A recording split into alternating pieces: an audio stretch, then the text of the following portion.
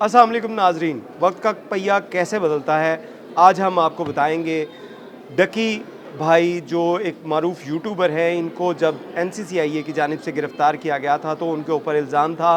कि उनकी जानिब से नौजवानों को, जो मुल्क व कौम के जो बच्चे हैं उनको बहकाया जा रहा है और उसके साथ साथ जो जुआ ऐप्स हैं उसको प्रमोट किया जा रहा है। इसके ऊपर NCCIA की जानिब से इसके ऊपर जहाँ पे मुकदमात का इंदराज किया गया और बहुत से ऐसे यूट्यूबर्स थे उनको उनके नाम शामिल किए गए और 49 के करीब ऐसी वेबसाइट्स के बारे में बताया गया और ऐप्स के बारे में बताया गया कि ये पाकिस्तान में गैर कानूनी तौर पे काम करती हैं। इनको इस्तेमाल करने वाले तमाम जो हैं मुलजिम होंगे, कोई भी इसको इस्तेमाल करेगा उसके ख़िलाफ़ NCCIA जो है वो कार्रवाई करेगी। और इसी बिना के ऊपर जब डकी की गिरफ़्तारी अमल में लाई गई तो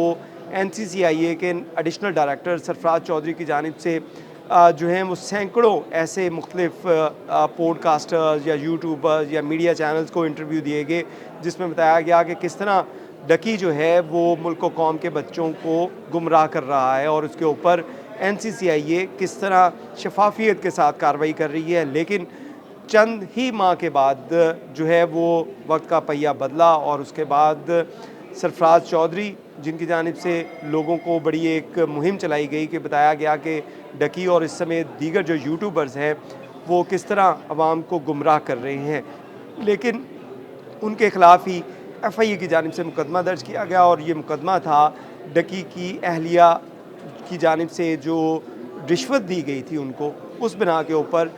FIA की जानिब से मुकदमे का इंदराज किया गया और ऐसे 17 जो अफसरान थे जो लाहौर, इस्लामाबाद, गुजरांवाला या दीगर जो अज़ला के अंदर NCCIA के लिए काम कर रहे थे, उनकी गिरफ़्तारियाँ अमल में लाई गई और गिरफ़्तारियों के बाद जब ये केसेस के अंदर उनसे रिश्वत के पैसे जो थे वो वापस ले लिए गए,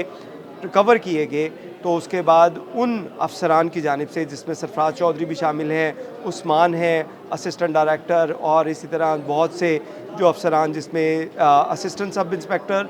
असिस्टेंट डायरेक्टर समेत दीगर जो लोग थे, उनके इस्तीफ़े जो हैं वो वज़ारत दाखिला को भिजवाए गए थे। वज़ारत दाखिला की जानिब से आपको बताएं कि ये तमाम जो इस्तीफ़े हैं उनको जो है वो मंजूर कर लिया गया है और एक बाकायदा नोटिफिकेशन जो है वो NCCIA को कर दिया गया है कि ये तमाम अफसरान इनके जिस रोज़ से इस्तीफ़े आए हैं उसके बाद से इनकी जो सर्विसेज हैं वो NCCIA से वापस ले ली जाए। यानी कि अब ये तमाम जो अफराद हैं, जो मुल्ज़िमान हैं, इनके ख़िलाफ़ जो मुकदमे का इंदराज किया गया था, करप्शन का पैसा वसूल किया गया था, उनको जो है वो अब इदारों से भी निकाल दिया गया है क्योंकि इनकी जानिब से इस्तीफ़े भिजवाए गए थे। दूसरी जानिब आपको ये भी बताते चलें कि डकी की गिरफ़्तारी जब अमल में लाई गई तो उसके बाद उसको कोट लखपत जेल में रखा गया था और अब वक्त का पहिया ऐसा घूमा है कि सरफराज चौधरी, जिनकी जानिब से इसके ख़िलाफ़ कार्रवाई की गई थी, उनको जब अदालत की जानिब से जेल भिजवाया गया था तो पहले वो कैंप जेल में रहे और कैंप जेल में उनको B क्लास जो है वो अलॉट हुई थी उनके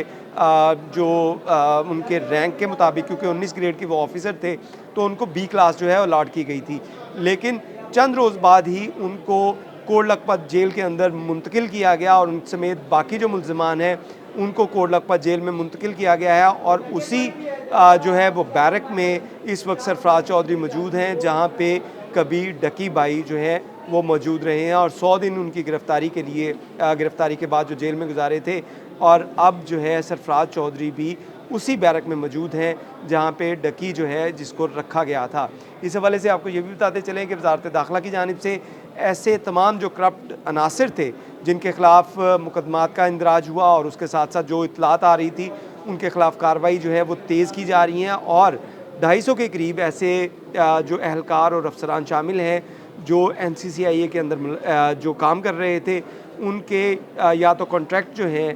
वो रीन्यू नहीं किए जा रहे या उनको नौकरियों से निकालने का सिलसिला जारी है और इसी सिलसिले में इब्तदाई तौर पे अभी 17 जो ऐसे अफसरान जो इस केस के अंदर, डकी के केस के अंदर मुलव्विस थे,